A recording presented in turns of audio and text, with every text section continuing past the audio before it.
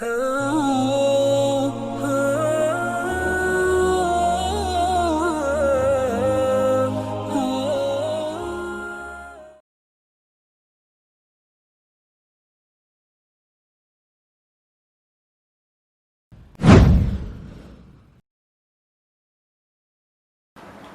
علیکم ورحمۃ اللہ وبرکاتہ۔ بسم اللہ الرحمن الرحیم۔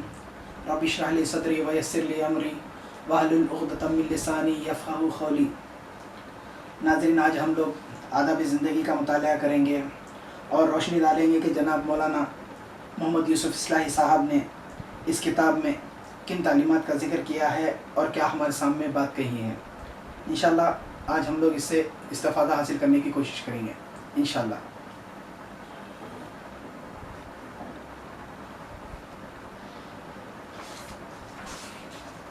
بسم اللہ الرحمن الرحیم۔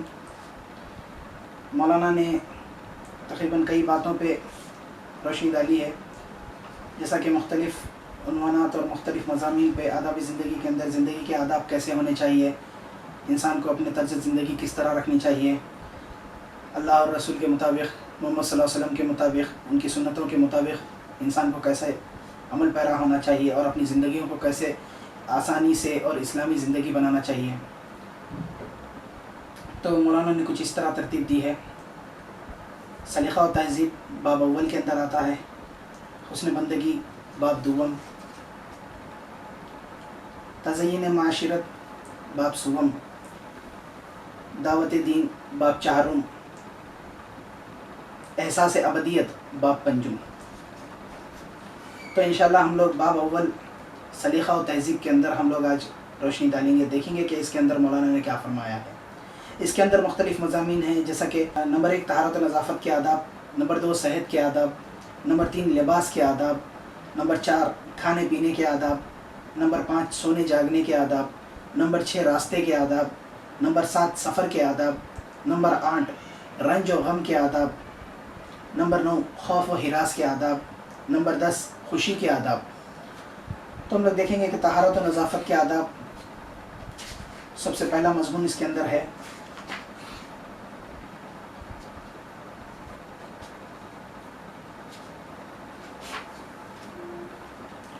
طہارت و نظافت کے آداب۔ خدا نے اپنے بندوں کو اپنا محبوب قرار دیا ہے جو طہارت اور پاکیزگی کا پورا اہتمام رکھتے ہیں، اور نبی کریم صلی اللہ علیہ وسلم کا ارشاد ہے، طہارت اور پاکیزگی آدھا ایمان ہے، یعنی آدھا ایمان تو یہ ہے کہ آدمی روح کو پاک و صاف رکھے، اور آدھا ایمان یہ ہے کہ آدمی جسم کی صفائی اور پاکی کا خیال رکھے۔ روح کی طہارت و نظافت یہ ہے کہ اس کو کفر و شرک کی، معصیت و ضلالت کی نجاستوں سے پاک کر کے صالح عقائد اور پاکیزہ اخلاق سے آراستہ کیا جائے، اور جسم کی طہارت و نظافت یہ ہے کہ اس کو ظاہر ناپاکیوں سے پاک و صاف رکھ کر نظافت اور سلیقے کے آداب سے آراستہ کیا جائے۔ نمبر 1، سو کر اٹھنے کے بعد ہاتھ دھوئے بغیر پانی کے برتن میں ہاتھ نہ ڈالیے، کیا معلوم سوتے میں آپ کا ہاتھ کہاں پڑا ہو۔ نمبر 2، غسل خانے کی زمین پر پیشاب کرنے سے پرہیز کیجیے، بالخصوص جب غسل خانے کی زمین کچی ہو۔ نمبر 3، ضروریات سے فراغت کے لیے نہ قبلہ رخ بیٹھے اور نہ قبلے کو پیٹ کیجیے۔ فراغت کے بعد ڈھیلے یا پانی سے استنجا کیجیے، یا صرف پانی سے طہارت حاصل کر لیجیے۔ لید، ہڈی اور کوئلے وغیرہ سے استنجا نہ کیجیے، اور استنجا کے بعد صابن یا مٹی سے خوب اچھی طرح ہاتھ دھو لیجیے۔ نمبر 4، جب پیشاب یا پاخانے کی ضرورت ہو تو کھانا کھانے نہ بیٹھیے، فراغت کے بعد کھانا کھائیے۔ نمبر 5، کھانا وغیرہ کھانے کے لیے دایاں ہاتھ استعمال کیجیے، وضو میں بھی دائیں ہاتھ سے کام لیجیے، اور استنجا کرنے اور ناک وغیرہ صاف کرنے کے لیے بایاں ہاتھ استعمال کیجیے۔ نمبر 6، نرم جگہ پر پیشاب کیجیے تاکہ چھینٹیں نہ اڑیں، اور ہمیشہ بیٹھ کر پیشاب کیجیے۔ ہاں، اگر زمین بیٹھنے کے لائق نہ ہو تو کوئی اور واقعی مجبوری ہو تو کھڑے ہو کر پیشاب کر سکتے ہیں، لیکن عام حالات میں یہ بڑی گندی عادت ہے جس سے سختی کے ساتھ پرہیز کرنا چاہیے۔ نمبر 7، ندی نہر کے گھاٹ پر، عام راستوں پر اور سایہ دار مقامات پر قضائے حاجت کے لیے نہ بیٹھیے، اس سے دوسرے لوگوں کو تکلیف بھی ہو سکتی ہے اور ادب و تہذیب کے بھی خلاف بات ہے۔ نمبر 8، جب پاخانہ جانا ہو تو جوتا پہن کر اور سر پر ٹوپی وغیرہ سے ڈھانک کر جائیے اور جاتے وقت یہ دعا پڑھیے، اللہم انی اعوذ بک من الخبث والخبائث، بخاری و مسلم۔ خدایا تیری پناہ چاہتا ہوں شیطانوں سے اور شیطانوں سے جو مذکر ہیں اور ان سے بھی جو مؤنث ہیں۔ مطلب یہ ہے کہ مرد شیطان اور عورتیں جو ہوتی ہیں شیطانوں کے اندر، ان دونوں سے۔ اور جب پاخانے سے باہر آ جائیں تو یہ دعا پڑھیے، الحمدللہ الذی اذھب عنی الاذی وعافانی، نسائی ابن ماجہ روایت ہے۔ خدا کا شکر ہے جس نے مجھ سے میری تکلیف دور فرمائی اور مجھے عافیت بخشی۔ نمبر 9، ناک صاف کرنے یا بلغم تھوکنے کے لیے احتیاط کے ساتھ اغالدان استعمال کیجیے یا لوگوں کی نگاہ سے بچ کر اپنی ضروریات پوری کیجیے۔ ایسا نہیں ہے کہ لوگوں کے درمیان میں اگر آپ تھوک رہے ہیں تو گندی بات ہے، لوگوں کے اندر یہ محفل کے آداب نہیں ہیں، تو مولانا نے اس بات کا ذکر یہاں پہ اس لیے کیا ہے۔ نمبر 10، بار بار ناک میں انگلی ڈالنے اور ناک کی گندگی نکالنے سے پرہیز کیجیے۔ لوگوں کے اندر، مجلس کے اندر، آپ سڑک پہ ہیں، باہر ہیں، جہاں کہیں پہ بھی اگر آپ ہیں تو آپ اپنے ناک میں انگلی ڈال رہے ہیں، صاف کر رہے ہیں، لوگ دیکھنے سے اس سے کیا ہوتا ہے، انسان کی شخصیت پہ اثر پڑتا ہے۔ اگر ناک صاف کرنے کی ضرورت ہو تو لوگوں کی نگاہ سے بچ کر اچھی طرح اطمینان سے صاف کر لیجیے۔ نمبر 11، رومال میں بلغم تھوک کر ملنے سے سختی کے ساتھ پرہیز کیجیے، یہ بڑی گھنونی عادت ہے، الا یہ کہ کوئی مجبوری ہو۔ خیر اب اس زمانے میں تو ایسی چیزیں نہیں ہیں، ٹیشو وغیرہ آ گئے ہیں، لیکن پچھلے زمانے میں ایسا ہوتا تھا کہ بڑے لوگ، بزرگ لوگ جو ہوتے تھے، جا کر وہاں سے تھوکنے کے بجائے وہ لوگ کیا کرتے تھے کہ اپنا رومال نکالتے تھے اور وقتیہ اپنا کام، اپنی حاجت کو پوری کرنے کے لیے یہ لوگ ایسے کام کرتے تھے۔ خیر آج کچھ سہولتیں الگ ہو گئی ہیں، لیکن پہلے کا مسئلہ ایسا نہیں تھا۔ نمبر 12، منہ میں پان بھر کر اس طرح باتیں نہ کیجیے کہ مخاطب پر چھینٹے اڑیں اور اسے تکلیف ہو۔ اس طرح اگر تمباکو اور پان کثرت سے کھاتے ہوں تو منہ صاف رکھنے کا بھی انتہائی اہتمام اور اس کا بھی لحاظ رکھیے کہ بات کرتے وقت اپنا منہ مخاطب کے قریب نہ لے جائیں۔ بعض لوگوں کے اندر یہ عادت رہتی کہ ہمیشہ دن بھر جب کبھی بھی وہ کسی سے ملتے ہیں، بات کرتے ہیں تو اپنے منہ میں اپنی عادت کے مطابق پان یا گٹکا یا پھر کوئی تمباکو وغیرہ ہوتا ہے، تو مخاطب سے جب آپ بات کر رہے ہیں تو مخاطب وہ تھوڑا کراہیت محسوس کرتا، اور لوگوں میں یہ ہوتا ہے کہ کبھی کسی سے بات کریں جو پان اور گٹکے کا عادی، تمباکو کا عادی نہیں ہوتا، وہ اس کو اچھا نہیں محسوس ہوتا یا پھر اس کے اوپر چھینٹے اڑتے ہیں، اور اس کے اندر کیا ہوتا ہے، لوگوں کے اندر یہ بدبو وغیرہ پیدا ہو جاتی، تو لوگ ملنے سے بھی پرہیز کرتے اس سے۔ نمبر 13، وضو کافی اہتمام کے ساتھ کیجیے، اور اگر ہر وقت ممکن نہ ہو تو اکثر باوضو رہنے کی کوشش کیجیے۔ جہاں پانی میسر نہ ہو تیمم کر لیجیے، بسم اللہ الرحمن الرحیم کہہ کر وضو شروع کیجیے اور وضو کے دوران یہ دعا پڑھیے، اشہد ان لا الہ الا اللہ وحدہ لا شریک لہ واشہد ان محمدا عبدہ ورسولہ اللہم اجعلنی من التوابین واجعلنی من المتطہرین۔ ترمذی۔ میں گواہی دیتا ہوں کہ خدا کے سوا کوئی معبود نہیں، وہ یکتا ہے اور اس کا کوئی شریک نہیں، اور میں گواہی دیتا ہوں کہ محمد صلی اللہ علیہ وسلم خدا کے بندے اور اس کے رسول ہیں۔ خدایا مجھے ان لوگوں میں شامل فرما جو بہت زیادہ توبہ کرنے والے اور بہت زیادہ پاک و صاف رہنے والے ہیں۔ اور وضو سے فارغ ہو کر یہ دعا پڑھیے، سبحانک اللہم و بحمدک اشہد ان لا الہ الا انت استغفرک واتوب الیک۔ نسائی۔ خدایا تو پاک و برتر ہے اپنی حمد و ثنا کے ساتھ، میں گواہی دیتا ہوں کہ کوئی معبود نہیں مگر تو ہی ہے، میں تجھ سے مغفرت کا طالب ہوں اور تیری طرف رجوع کرتا ہوں۔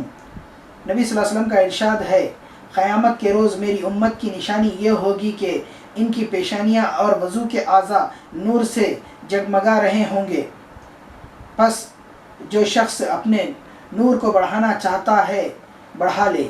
بخاری و مسلم۔ نبی صلی اللہ علیہ وسلم نے فرمایا کہ قیامت کے دن نبی صلی اللہ علیہ وسلم نے یہ فرمایا کہ میری امت کی نشانیاں یہ ہوں گی کہ ان کی پیشانیاں اور وضو کے اعضاء جو ہوتے ہیں، ہاتھ وغیرہ، پیشانی، پیر، ٹخنے، جہاں تک ہمارا وضو کا پانی جاتا ہے، وہ چیزیں قیامت کے دن جگمگا رہی ہوں، مطلب چمک رہی ہوں گی۔ کیا ہی منظر ہوگا۔ نمبر 14، پابندی کے ساتھ مسواک کیجیے۔ نبی کریم صلی اللہ علیہ وسلم کا ارشاد ہے کہ اگر مجھے امت کی تکلیف کا خیال نہ ہوتا تو میں ہر وضو میں ان کو مسواک کا حکم دیتا۔ نبی کریم صلی اللہ علیہ وسلم کی اہم سنت یہ ہے کہ وضو کے وقت جب وہ وضو کرنا چاہتے یا پھر نماز پڑھنے سے پہلے وضو کرتے یا باوضو ہونا چاہتے تو ہر وقت مسواک کیا کرتے۔ اور نبی کریم صلی اللہ علیہ وسلم نے یہ بھی فرمایا ہے کہ اگر وہ امت کا خیال نہ ہوتا تو مسواک کو وہ لازم قرار دیتے۔ ایک مرتبہ آپ صلی اللہ علیہ وسلم کے پاس کچھ لوگ آئے جن کے دانت پیلے ہو رہے تھے۔ آپ صلی اللہ علیہ وسلم نے دیکھا تو تاکید فرمائی کہ مسواک کیا کرو، اور جن کے دانت بھی پیلے ہیں اگر آپ نبی کی سنت کے مطابق بھی اگر مسواک کریں گے تو سنت کا بھی آپ کو ثواب انشاءاللہ ملیں گا، اور آپ کے جو بھی مسائل ہیں دانتوں کے وہ آپ کے جیسے کہ منہ سے گندی بدبو آنا وغیرہ یہ سب انشاءاللہ مسئلہ حل ہو جائیں گا۔ نمبر 15، ہفتے میں ایک بار تو ضرور ہی غسل کیجیے۔ جمعہ کے دن غسل کا اہتمام کیجیے اور صاف ستھرے کپڑے پہن کر جمعہ کی نماز میں شرکت کیجیے۔ نبی صلی اللہ علیہ وسلم نے فرمایا امانت کی ادائیگی آدمی کو جنت میں لے جاتی ہے۔ صحابہ نے پوچھا یا رسول اللہ امانت سے کیا مراد ہے؟ فرمایا ناپاکی سے پاک ہونے کے لیے غسل کرنا، اس سے بڑھ کر خدا نے کوئی امانت مقرر نہیں کی ہے۔ بہت بڑی بات ہے، ناپاکی سے پاک ہونا بھی ایک امانت ہے، اللہ تعالیٰ نے سب سے بڑی امانت اس کو قرار دیا ہے۔ پس جب آدمی کو نہانے کی حاجت ہو جائے تو غسل کر لے۔ نمبر 16، ناپاکی کی حالت میں نہ مسجد میں جائے اور نہ مسجد سے گزرے، اور اگر کوئی صورت ممکن نہ ہو تو پھر تیمم کر کے مسجد میں جائے یا گزرے۔ نمبر 17، بالوں میں تیل ڈالنے اور کنگھا کرنے کا اہتمام کیجیے۔ داڑھی کے بڑھے ہوئے بال، بے ڈھنگے بالوں کو قینچی سے درست کر لیجیے۔ آنکھوں میں سرما بھی لگائیے۔ نبی صلی اللہ علیہ وسلم کی ایک اہم سنت یہ ہے کہ نبی صلی اللہ علیہ وسلم ہمیشہ عطر اور سرمے کا استعمال کرتے تھے، آنکھوں میں سرما لگاتے تھے اور اپنے کپڑوں میں عطر لگاتے تھے۔ آنکھوں میں سرما بھی لگائیے، ناخن ترشوائیے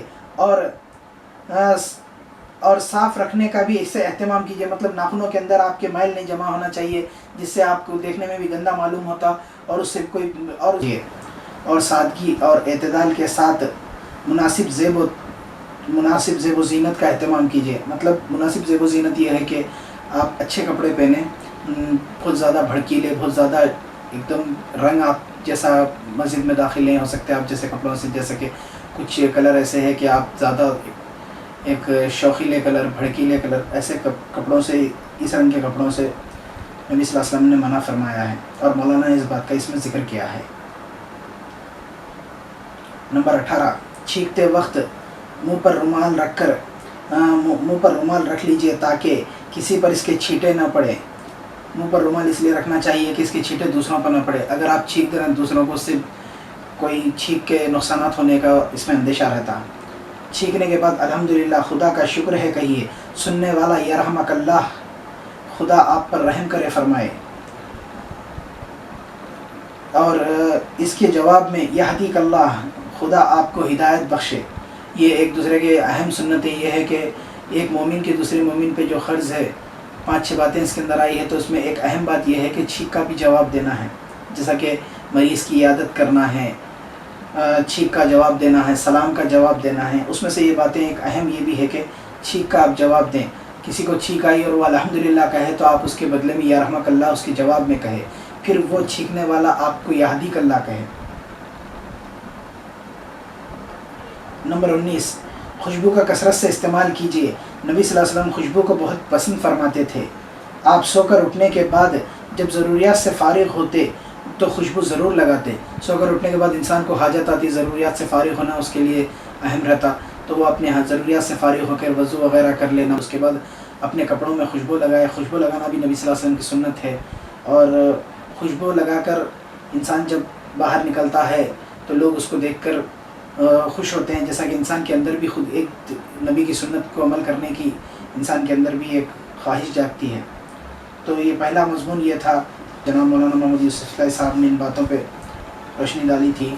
تو اللہ تعالیٰ ہم سب کو اپنی زندگیوں کو اسی طرح گزارنے کی توفیق عطا فرمائے، اور اللہ تعالیٰ ہماری دعاؤں کو سن لے، ہمارے گناہوں کو، ہماری کمزوریوں کو، ہماری کمیوں کو، ہماری کوتاہیوں کو معاف فرمائے، اور اللہ تعالیٰ ہم سب کو اچھا رکھے، صحت مند رکھے، تندرست رکھے، ایمان کے ساتھ رکھے، اور اللہ تعالیٰ ہم سب کو پاک اور صاف رہنے کی توفیق عطا فرمائے، اور ایک دوسرے کو پاکیزگی اور صفائی کا، جسمانی اور روحانی صفائی اور پاکیزگی کا اللہ تعالیٰ ہم کو پاکیزگی کے ساتھ رہنے کی توفیق نصیب فرمائے، اور ایک دوسرے کو تلقین کرنے کی اللہ ہم کو توفیق دے اور ہدایت دے اللہ.